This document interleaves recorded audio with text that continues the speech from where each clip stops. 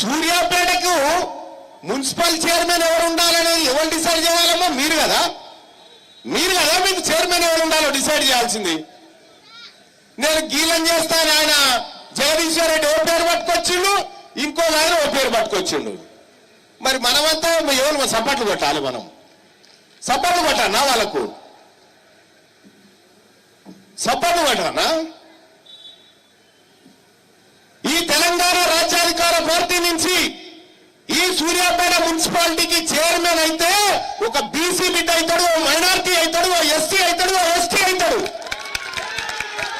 రెడ్లు గారు, రెడ్లకు మేము గానీయం కూడా.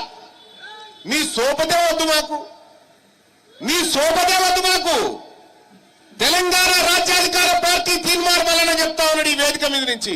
అరే నీ ఓటే వద్దు పోరాబోయ్, నాకు మా ఓట్లు అడగకు నువ్వు. 100కి 90 మేమే.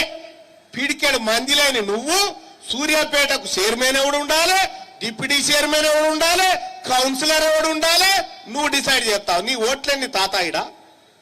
నీ ఓట్లు ఎన్ని ఉంటాయి జానండి? గట్టిగా చల్లడ పడితే వాడకు 100 వెళ్ళాయి.